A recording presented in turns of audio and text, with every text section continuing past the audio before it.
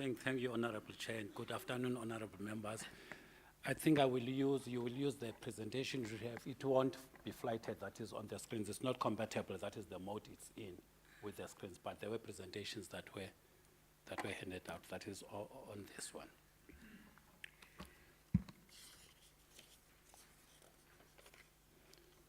In fact, it's about the legislature, that is budget cycle. It just highlights what we are currently doing as the legislature and also what the new act will be bringing.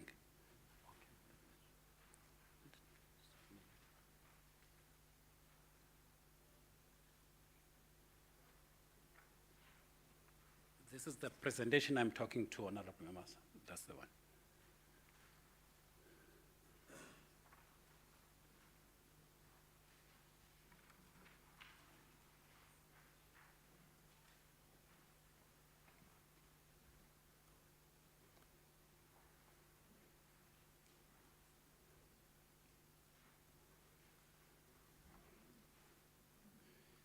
As it was said, that is during the presentation yesterday, that I'm trying, that is, to put some flesh into the bones that were given yesterday regarding, that is, sections 7 to section 10 of the bill.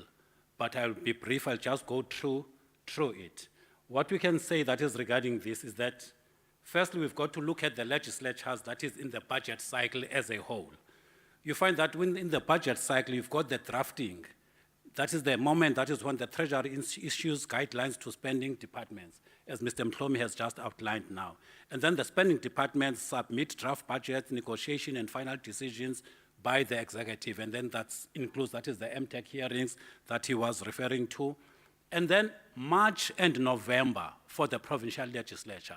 That is the moment now when that budget comes to the legislature. That is in March as the provincial appropriation bill, and also in November as the adjustment budget, if there are any. And then after that, the budget is apportioned to departments to implement those activities. So you've got the implementation stage. And then after that, in the budget process, you have the audit stage. So you've got the drafting by the Treasury, the passing of the budget by the legislature, the implementation by the departments. And also during that implementation process, there should also be oversight happening. And then also, that is the audit stage.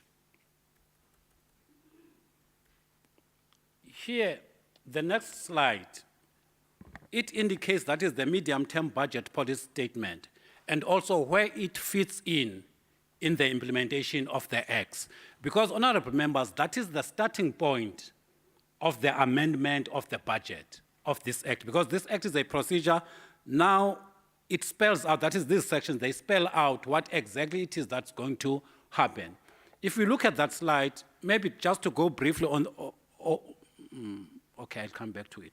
That is the medium-term budget policy statement. You've got the tabling of the MTBPS and the adjustment budget.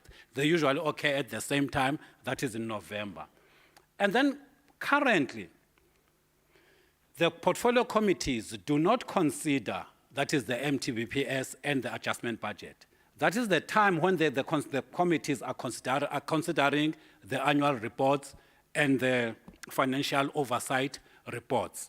And then additional to that now, they will have to consider, that is the adjustment budget and also the MTBPS. That is to enable them to be able to draw the BRRRs, the one that is Dr. Kanyaza Twalo was referring to. That is those budget review and recommendation reports. And then if you can follow that arrow, that is the BRRRs, that is as drawn now by the committees. After 15 days after the tabling of the MTBPS, they are forwarded to the budget committee. And then the budget committee will have about 15 days to consider those BRRRs and then report to the House, where the House is going to debate and resolve, that is around those BRRRs, that is those budget recommendations. The reason there are budget recommendations, as I've said, that is during the amendments are done from an oversight perspective. Hence, the committees have got to consider the annual reports, SCOPA reports, oversight visit reports, the financial oversight reports. Those are backward-looking. So that's what the committees are seized with, that is October, November. But the Treasury tables the MTBPS, which is forward-looking, That is the medium-term budget policy statement. So that is the committees are able to see where there were deficiencies, what's lacking, that is in the service delivery environment from the annual reports and all the other reports. And then they superimpose that with the MTBPS, which is forward-looking, which has been tabled by the provincial treasury.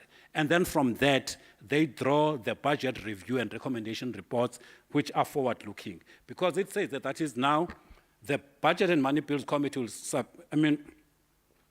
will table those, that is, to the House, and then the House, that is, after the House has debated and resolved on those, they are sent to the affected MEC and also the MEC Finance. Now, they are to consider and factor what comes out of the BRRRs into the provincial appropriation bill of the following financial year.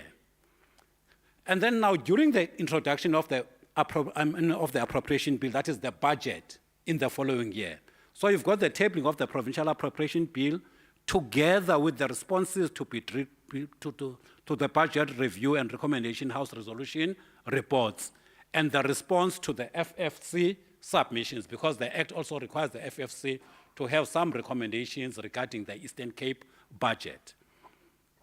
And then after they've been tabled, now what changes that previously that is the provincial appropriation bill was referred to the to the Committee on Finance and Provincial Expenditure.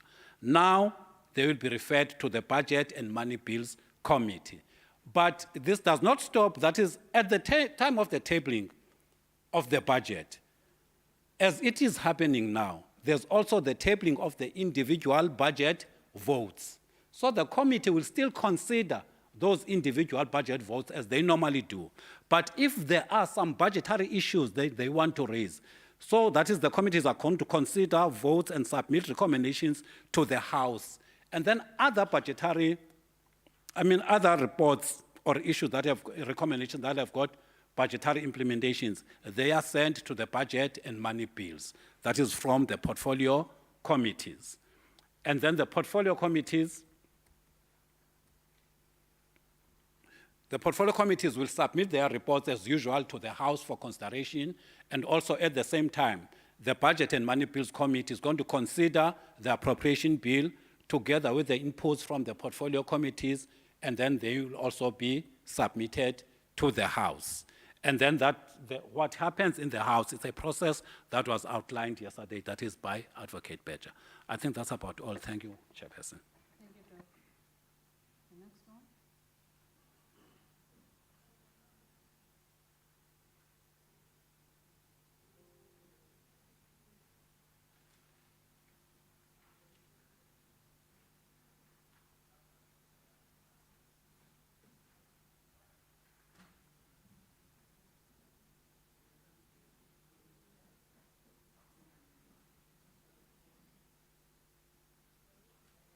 Isibhozo qha ke nobhala wam.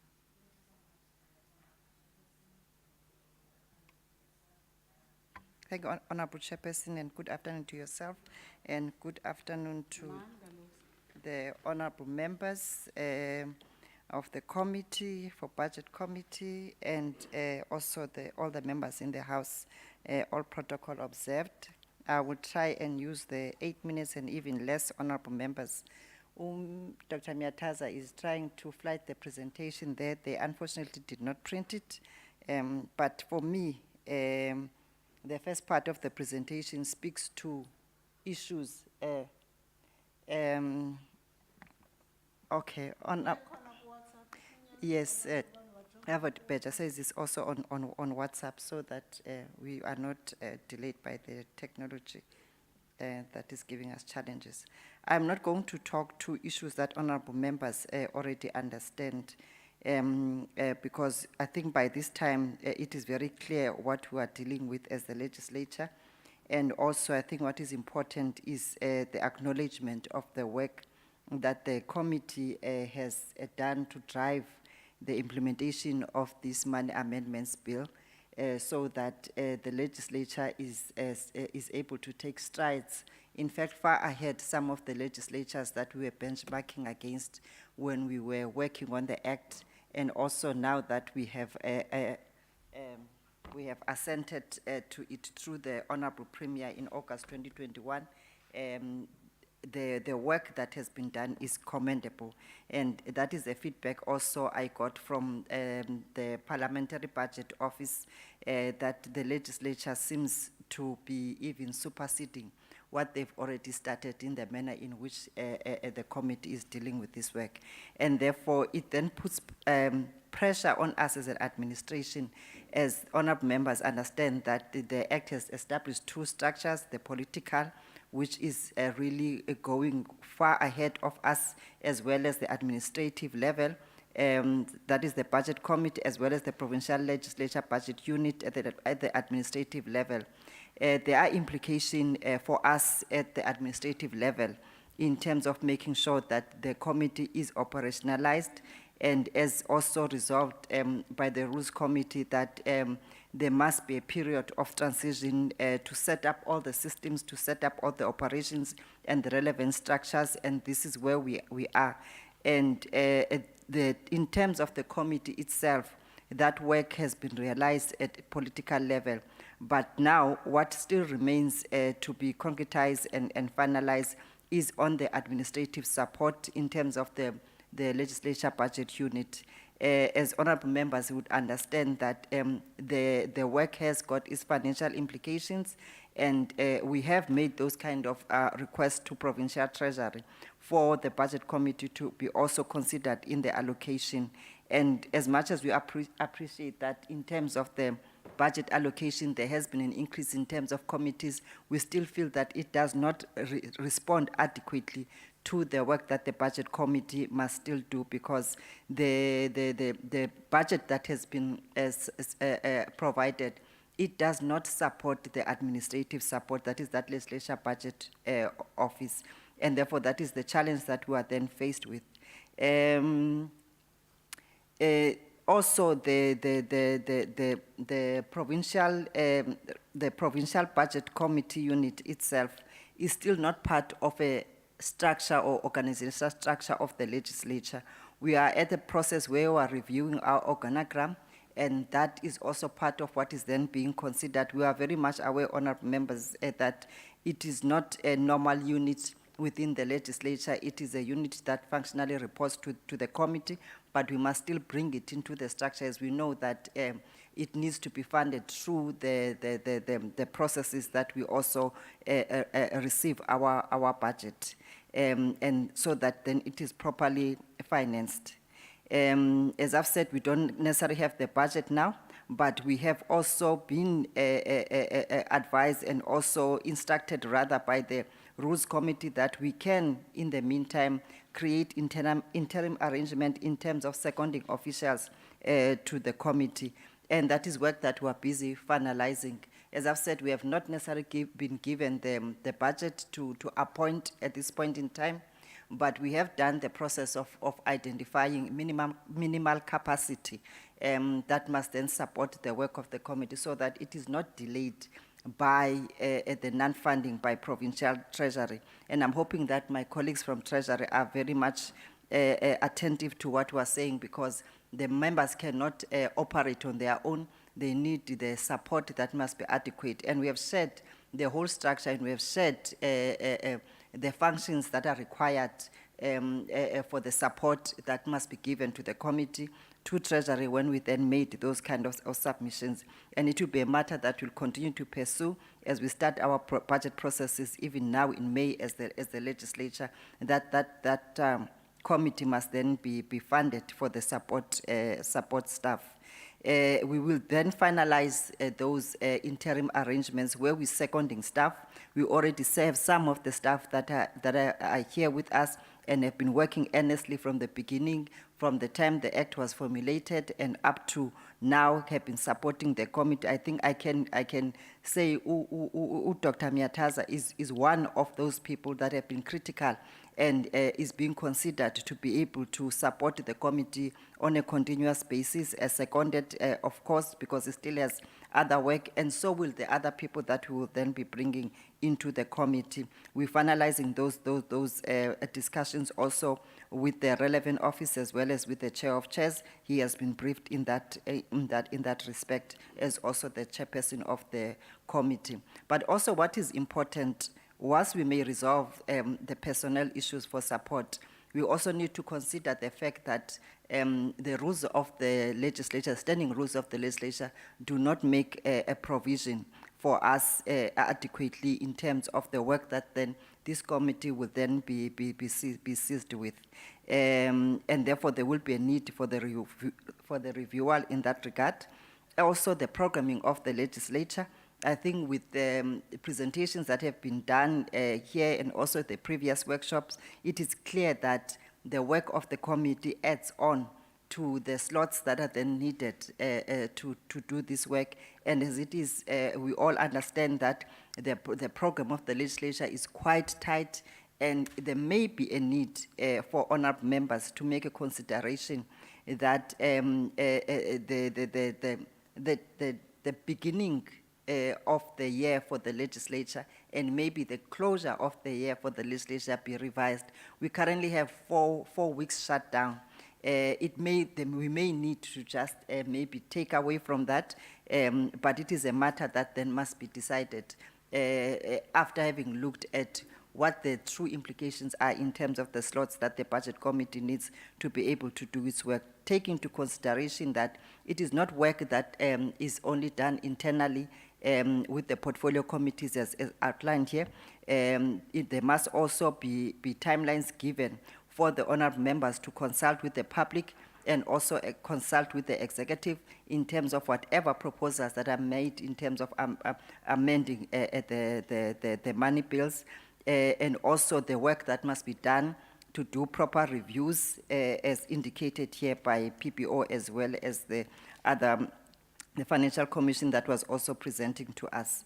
I think in a nutshell, honorable members, the two key things is to make sure that we finalize on the support staff, which is a matter that we have committed to the chairperson that will finalize such that by the 1st of June, those people are in the places of being placed in the secondment to the budget committee, and then the programming committee under the Honorable Deputy Speaker as chairperson would have to be looked at.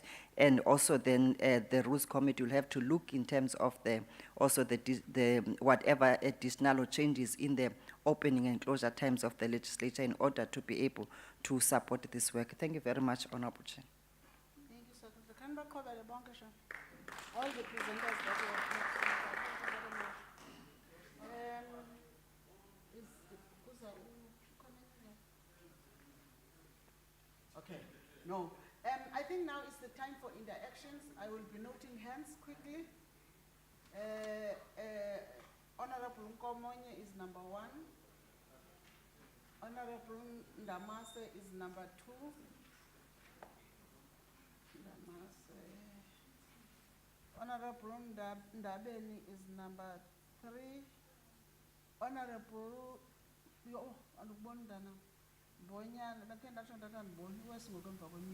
Bonyana is number 3. Honorable Dimaza is number 4. No.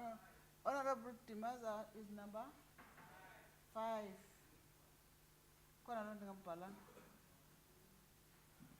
And Honorable Banga, and then Honorable Zebula, and it end up rebelling in Abona. Phofu nisenongaqanga le ndlela ndinibiza ngayo.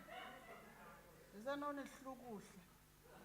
Uba nondenzela nzima iclosure apha xa ndibeke green. Honorable Maqashela is number last.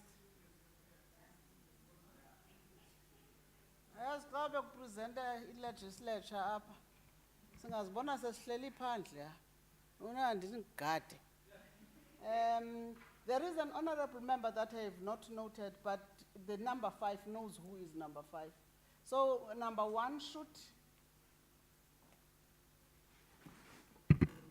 Thank you very much, Chair of the session, good afternoon to you. Also, Good- Randimorang, Honorable Gabe, Honorable Gabe is number, Entlako Honorable Mukhaga.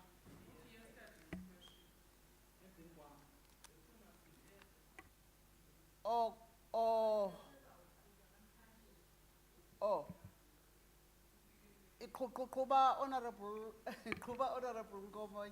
I Thank- think I'll just, when FFC comes, I'll just remind them. Because it was to FFC. Honorable Ngomonyi? Thank you very much, Chair, and thank you for saving my time. I Yes, I see have. these honorable members that want to interject while I'm talking. The Chair, I'm also comfortable being number one in the sense that at least we are in the majority, so whoever speaks after me and says whatever, they'll be corrected by the majority view. Yes, eliminate. On FFC, Honorable Chair, I appreciate the memorandum of understanding. I don't know whether it has been signed already or it's presented as a proposal. I appreciate it, but one would like to know whether this would be the work that they would do over and above what they normally do. You'd remember that they make recommendations before the budget processes, so that whatever they have analyzed or whatever they have observed is taken into consideration. So I would want to know, because they are saying they'll be doing an analysis of the DORA and grants and whatever. So is it over and above what they normally do? And if yes, even if the answer is no, what would be the frequency of their engagements with the legislature in that respect? Have they done this kind of work before, so that we are able to do a benchmark? I do know that we are ahead of Gauteng, but already in the National Assembly there is a committee of this nature. So have they extended their services to the committee in Parliament? With respect to provincial treasury, I agree with Mr. Mhlumi 100% that we need capital, because the public purse is shrinking year in, year out. However, I'd like to know from him, because in what he presented, he made mention of the fact that they utilize the baseline for them to fund the programs of government, which would have found themselves in the manifesto of the ruling party. Now, I would like to know, Mr. Mhlumi, because there would have been a year or two ago a project or a program of moving from baseline budgeting to zero-based budgeting. I'm asking this at the back of my mind, Chair, thinking that you have a baseline, for instance, in the Department of Health, that is not really helping the department. And at what point do you then evaluate whether this baseline budgeting is helping in advancing what we want, which would be the provision of health services in the province? The last one, Chair, is with respect to the Secretary of the Legislature. And I know, because Mr. Mhlumi was earlier here saying he would have loved to see the executive like we all do. It looked as though he's sympathetic to this process that we are undergoing, and therefore knowing him, intloko yakhe is not going to be as hard as a rock when we come knocking at their door in request of financial assistance for this program. But the secretary to the legislature has indicated that one of the things that we require for this to take off would be the staff, like many other presenters that have indicated. But where she falls short is just indicating that the secondment, the timeline for secondment of staff to the committee itself is the beginning of June. However, she does not indicate the timelines in terms of the organizational structure that would then include the budget unit of the legislature. So if you can just get that indication as to, because this law has been accepted a year or two ago, so when will we be seeing action towards the populating of the structure? Thank you so much. Number 2. Thank you very much, Chair. I only have questions in relation to Treasury and Secretary. The first one is, my question is to Mr. Mhlomi. Do you have instances where you use illegal means to cut budget? That's one. Number 2, I also want to draw your attention. You talked about was it chapter 3 or section 3? I don't know. But you were talking about the cooperative governance. But I also want to draw your attention to section 114 of the Constitution, subsection 2B, that talks about oversight. My question is, to what extent do you contravene that section as Treasury in the Eastern Cape as far as provision of funds for oversight work? Number 3, I was listening to you, and as stated, I can see the product of the structural adjustment programs as I was listening to you. Now my question is, do we really understand the extent of damage that has been caused by the structural adjustment programs? And I'm interested to hear the view of Treasury, because the structural adjustment programs are the ones that would dictate that you cut down on social spending. That's their targets all the time. My question is, are you alive to the fact? Because I was listening to you as we were saying there is a mandate of the organizations. We go to elections, we must provide. What are we going to provide with if we are still stuck into the whole vision of the structural adjustment programs? Then the fourth one, in relation to Treasury, it's your understanding on the concept of the time value of money. Because the 5 rand in my pocket today is likely to be 3 rand tomorrow. It will not be the same 5 rands. I hope we understand each other. Money has present value and future value. And if we understand, both of us, that, what is it that you do as Treasury to penalize, perhaps that could be a wrong word, to penalize departments that do not spend money? You were saying we have limitations in spending on infrastructure, that and that. And my question would be, have we invested on the project management, even if it is not an executive level, but just project management, where a senior manager knows this thing called project management and be able to use it practically? Then I will not talk about the electricity chaos. Let me not talk about it today. Then you talk about the budget deficit. That's my last point for Treasury, of 287 billion, wherein we have the current account deficit, and you went on to say monetary policy is the responsibility of the central bank, and industrialization, fiscal policy, responsibility of government. Then my question is, and then you have zero-based budgeting, which clearly question I would ask is why? Why do you think ZBB is going to be able to resolve our problems? Why?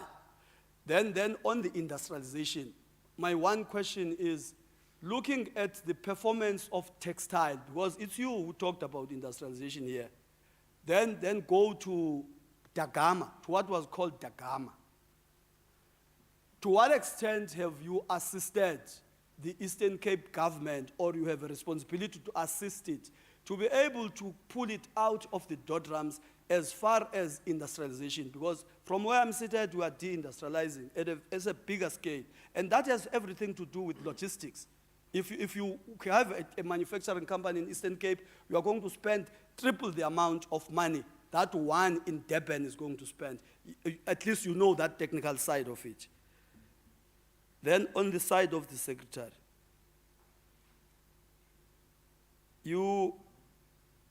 my question is, this work that we are doing yesterday and today, to what extent, Secretary, is it integrated to the sector oversight model, to SOM?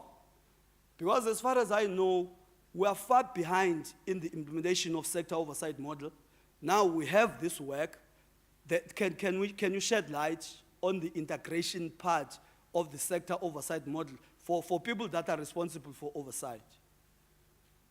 Then secondly, review of organogram. I may not fault you because it is now that we have this committee. But the question is a strategic question.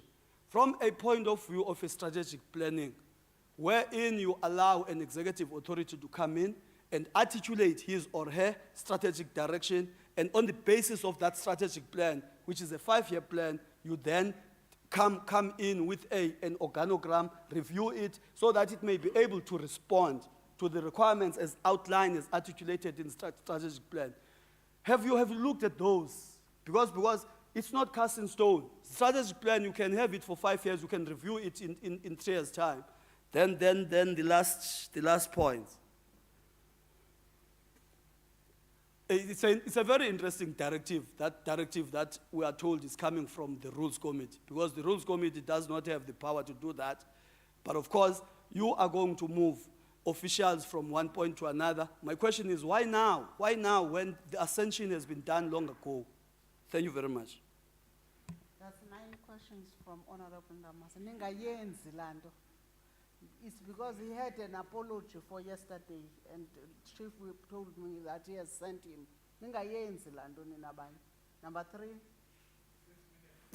Yeah, thank you, Chair. Thank you, Honorable Chair, and we've already created the protocol that is established. Honorable Chair, I think for me, as this workshop, let's narrow the discussions on what needs to happen. And if we don't emphasize that between now and next year, we'll be missing the boat. We are sitting here as the Eastern Cape with a budget of 87 billion, plus 14 billion of grants from national. On that budget of 87 billion is our money as a province. It's us who says how much must go where, not national treasurer. It's the treasurer here in the province. But it's our equitable share. So that money depends on us, where do we take it?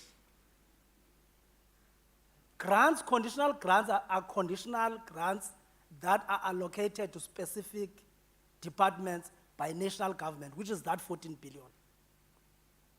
So, when we discuss about this issue of money, we must not shift the goalpost.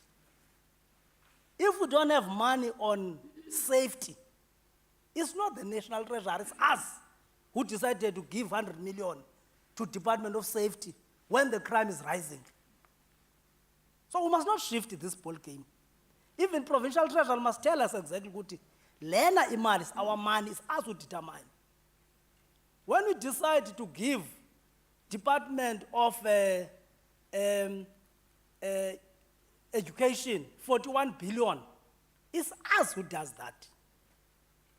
So changing and adjusting of that money depends on us, because is the money allocated to the province by the national department through equitable share. The only money where our powers as provinces, not only Eastern Cape, is limited is grant. Because those are conditional grants assigned. If it said Department of Education were given 1.8 billion by Mamu Entry, to implement infrastructure, there's nothing we can do on that grant. But all other money goes to the Department of Education, except that 1.8 billion is our money. So we can change it. No, so I'm trying to say, Honorable Chair, I like what Honorable Duba said on that day, that we are taking all back the power that we have. We must now direct departments what they must do. We must guide the departments what they must do from the point of view of the committee we want to establish. The second issue, on the presentation made, I think even FFC agrees with us on that one. I think on the presentation made by Doc, I would ask, because I was listening very attentively when we were making this presentation. Now I will ask you to simplify this presentation. Make it simpler. You know, those that are coming from municipality, they know that between this time and this time, you are doing this on budget. Between this time and this time, you are doing this. Between that time and that time, you are doing that. Up until the approval of the budget. The budget of local government starts on the 1st of July. You know every step, every process until that time. Now, the nature of the budget, Honorable Chair, is a two-way stream in any sphere of government. This is what this document should say. Budget is a two-way stream. As you spend, as we're doing now, starting from March, we're spending money, which is 2023-2024 budget. We're spending. On the other stream, we're building a budget for 2024-2025. This process, they run concurrently. They run concurrently. This is what this document must say. They must not create confusion. So that we're clear as members to say, in terms of the expenditure side, this is what we must do. As we're reviewing now the budget, committees have been sitting to determine a budget of portfolio committees. We're going to sit and determine whether we amend the budget or not this time around. But on the budget that is being built now by provincial treasurer for the 2024-25, this is the side where we need also to say what should be the role of the members and what should be the role of committees on the budget that is being built, because these are two-way streams in any sphere, including this one. As you implement, as you spend, you are building the budget for the next year. This is what this document should be simplified to talk to. So that we are clear, so that there is no stage, Honorable Chair, where we miss our contribution. If that can be simplified in that way, we will know exactly if we have to make a contribution, if we have to make a submission to FFC, if we have to make a submission to Treasurer, we know exactly in terms of this budget of 2024-2025, what must we do? This budget now that we're spending on, what must we do when? My last point, on the presentation by Treasurer, which is my last point, you see, we can theorize, Honorable Chair, and I don't think we've got time for that.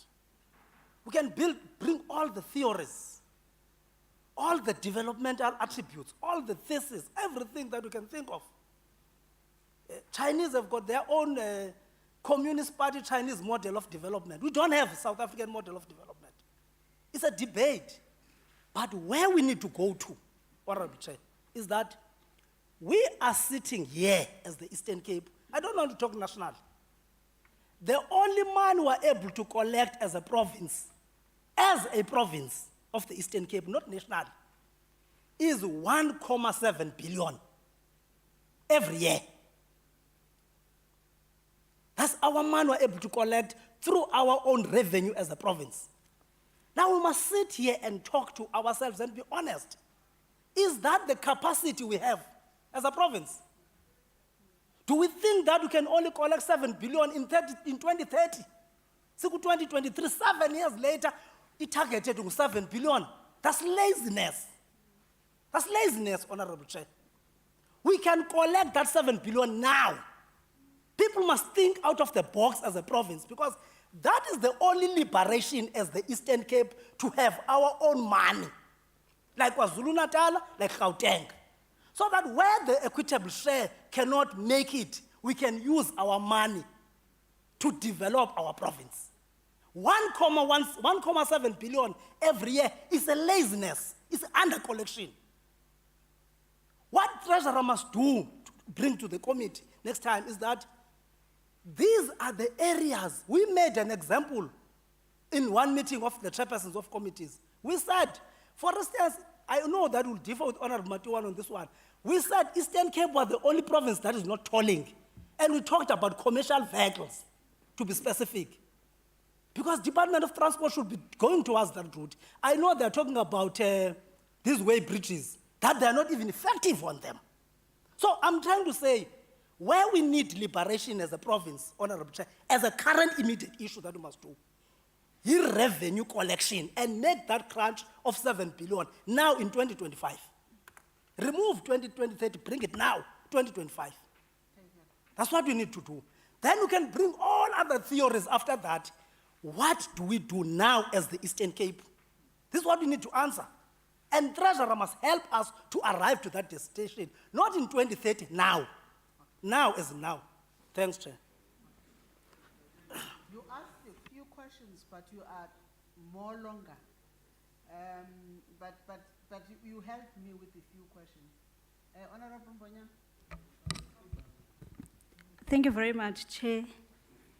Chair, allow me to write on the protocol that has already been established. Chair, it disadvantage is to speak after the chairperson of Standing Committee on Finance.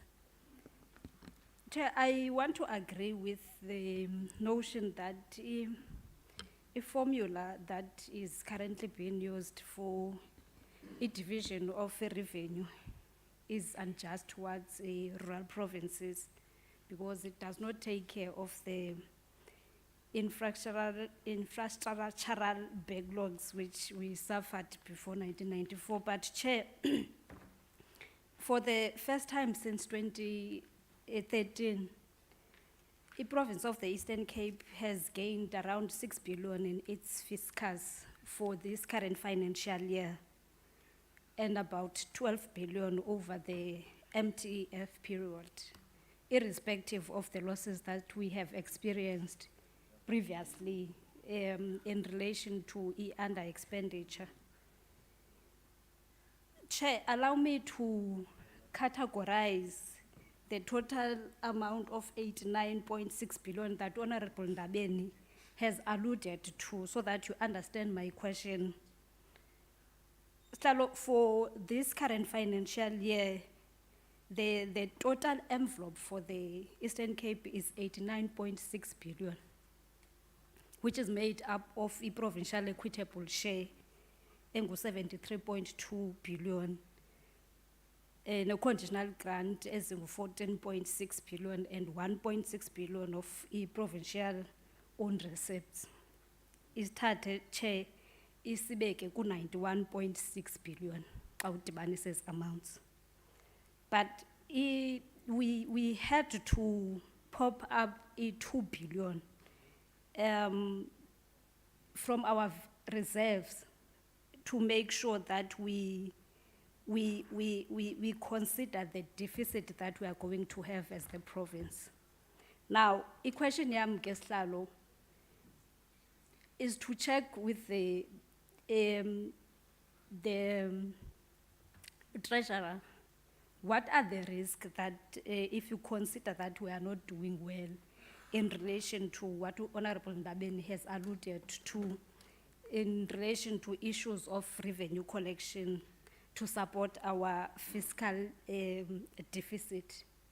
Secondly, Chair, I want to check in their analysis, are there any positives that we can identify in relation to the policy itself that led to the increase in relation to the provincial equity share, and what informs this increase, Chair? If mhlambe ke kunezinto that we need to do to sustain this increase, we do that. And also, Chair, if mhlambe we need to put more efforts in order to make sure that we maintain this increase, Chair. I just want to check those two issues. Just tell them, Chair, siphume apha knowing that there's an increase in relation to the provincial equity share, but sibe singayazi into yobana what informs that increase, Chair. Thank you very much. Thank you. Honorable Demaza. No, thanks, Chair. Good afternoon. You'll say afternoon, yeah. Good afternoon to you and honorable members. I think, Chair, mine is not going to be really questions more than it's going to be some kind of statements of which I want Provincial Treasury to respond to that particular statement, and the same with, I think, FFC to respond whether those statements are correct. They can elaborate further to those. I think, Chair, I take it that one of the major challenges to me, I think Treasury has to respond to that, is the failure by the departments to understand or to manage the relationship between plans and budgets. I think that also manifests itself, you can see, even in the legislature, even in institutions. To me, that becomes one of the critical problems. That the question of managing those relations between the plans and the budgets. For instance, Chairperson, why should plans and budgets, in fact, be linked? Because if you want to improve on operational effectiveness, because that is where some of the problems are, which we need this particular committee that we are dealing with, Money Bills Committee, to look into some of those areas as far as our departments are concerned. Operational effectiveness that lacks seriously. That is in both the departments and some of the institutions, especially in our province. That is something that is lacking. You can, Chair, if you want to, again, one of my reference points as far as these matters are concerned. It is, for instance, if you look to the question of the priorities and the objectives that sometimes you get in the policy speeches, even in SOPA, and then you check on the other side when it comes to the question of budget, you'll find out that those particular priorities that have been listed in a number of departments, fortunate enough, we've got very much effective researchers in the legislature, where they will indicate clearly that here is what the MEC is saying, this does not appear on this particular side. Here is what the Premier said, this does not appear, and so on. And that is why I'm saying there is this particular serious problem around the question of the relations between the plans and the budget, which is, to me, it does not. I think FFC, I want FFC, that is to agree with me or disagree. Because I take it that there is an inherent tension between strategic planning and budgeting. And this often makes it difficult to achieve the desired integration that needs to be there. And also, if budget tends to focus on short-term perspectives. For instance, you'll talk about, to me, short-term. If you talk about next financial year, you talk about MTF, it is very short.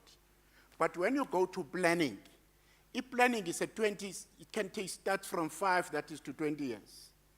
And then thus you will get sometimes there is this particular problem of a plan was started, but somewhere, somehow, because of the MTF process and that has not been achieved, and then it will be just left there, that is hanging, or nothing will be happening. Therefore, noting South African development, that's your question, AFFT, challenges. Do you think, or don't you think, a strategic long-term approach needs to inform the allocation of resources so that historic inequalities can be progressively addressed? You see, we need to address those things. You see, if you can take an example, maybe a very simple example, although if you take an example of checking the roads in South Africa, if you take an example of the roads in South Africa, let's take an example of the Mitchell's Pass, if you know where the Mitchell's Pass is in the Western Cape, which was in 1847. You take that is the Bain School of Pass. There was a strategic plan that you must deal with this in this particular period, you deal with this. And then You should those olden days. You take an example, this new one, the Huguenot. You go to the history and check the Huguenot tunnel. It was never said it's a plan of this. Anyone who would come and be government at whatever stage must finish that particular plan. It's 20 years. It's a plan of 20-year project. It must be completed within a certain period of time. But if you have got this, that we do, to me, we are not going to be properly addressing, that is the inequalities, especially to provinces like the Eastern Cape. This system that I know yesterday it was talked about, but the system that is being used presently will never address the backlogs in the Eastern Cape at all. It will never address a number of backlogs that we have as a province, up until there is what one calls, that is a strategic long-term approach that we need to do. And up until everybody, even nationally, starts to think and to see to it that we need to do something. Yes, I know people don't like the term that was used then of addressing the back of funds to address the backlogs. But now let's give it another term so that we can start to address some of these backlogs. The last point, Chair, may be closer to the last one. I don't want to get into. Take a minute, Honorable. And if I may? That should take a minute, please.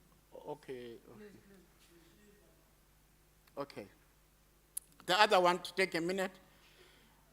The activity-based costing, Mr. Mhlomi, you know, the link between budget and performance targets. I think to me that there is some serious problem there because of the time Madishi up. But the other thing, Mr. Mhlomi, I think that needs to be looked into, that is in the province. I think the committee is going to assist us. That is the committee that has been established. The relationship between legislation, plans, and budgets. The relationship, which sometimes it lacks, it is not there. There are times or instances when one doubts whether departments, when developing strategic plans and annual performance plans, do conduct situational analysis. Situational analysis as far as the present delivery environment. How far have we gone as the department on those? What are the key issues? The state of the department itself, the state of the outcomes of the Auditor General's AG of South Africa's, that is, findings in terms of addressing those. When you look into the operation plans of the departments, the planning, you'll find out that some of things are totally not addressed. I think it's some kind, Chairperson, of raising even a challenge even to us, the people who are doing the oversight, to look into some of these areas. Because, Chair, when you look to the departments coming to present budgets to us, it's very few, less where you'll get a department coding that what is it that is reflected in the policy speech on which page. You will never get those particular areas. You won't get. That is where the real problems are to me. I stand to be corrected. That's why I said maybe we need some kind of being debated and people to correct. Thanks very much. Thank you.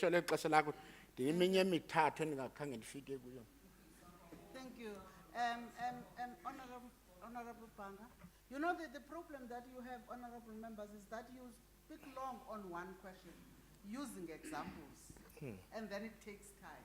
So if people can just ask questions, you would ask more than you have asked now. Honorable Banga?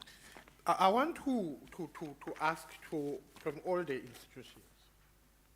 Well, I don't want to deal with the distribution of the equitable share. This act has nothing to do with it. Can this act be effective if you have an ineffective legislature? Independent, robust legislature. Because you can have an act there on the shelf, but it depends how effective, that's my question, if you do not have an effective, robust, impartial, independent legislature outlined by the Constitution. Because there's a rule of majoritarian, the executive can impose to those who are a majority. Then the act is doomed. Are you directing it to any so that I can know when they respond if they haven't responded? Yeah, to all of them. To all of them? Okay. Yeah. Okay. The one who's clever at dealing with this question. Can this act, because my view is that it can be. It can't be. Because it would depend on those who have the numbers to utilize the power entrusted by the Act to change the budget. Will they be willing to change the budget? Those who have the numbers to change the budget. Leave it there. The second question to the Secretary. Secretary, how ready are we as the legislature now? Because everybody have said it's an act. In terms of implementing the committee, what are the timelines? And what are the contingency plan? If the executive, because of majoritarian, refuse to change, allow those who are in majority to change the budget, what are the contingency plans that are in place in the legislature when that does not happen, that we can be able to do that? Just give us, what are the timeframes, when are we? To ask those who are dealing with the policy, was there any consideration to consider the Scopa model, which I know it's a goodwill, where the opposition is, in the main, sometimes is given that position, to say, because of the majoritarian aspect, why can't we give somebody neutral to be able to push the executive to be able to consider changing the budget? I'm just talking about issues of democracy. Colleagues, I'm there, but colleagues, let me raise this before I go sit down. If we can't see the signs and what the budget seeks us to address, as Honorable Ndabeni was also trying to raise some issues, that's why I don't want to talk about equitable share allocation. We have an underspending province according to the doctor's situation analysis. The money is there. We do have the money. We can't spend it. We are so rich because we can't spend the money. That's why our money is being reduced from time and again, because you can't continue giving some umntanakho 10 rand to go to school, banebuya ne 18 rand. Uafota, discipline umntanakho umnika la 2 rand ayifunayo. That's what is happening. But we're not spending, we're underspending. Now, how willing are we to deal with that situational analysis? As a legislature, as we establish this committee, when are we going to do it this year? The reality is, ma'am, why? We have to show balls. It's because, you're sorry, footballs, soccer balls. Chair, we have to be strong enough to turn the situation around in the Eastern Cape by utilizing this. Because the red flags are on the board. The first one, 4 malls, big malls of investment have shut down the Eastern Cape. The manufacturing industry contributes 20% of our economy, more than 4 to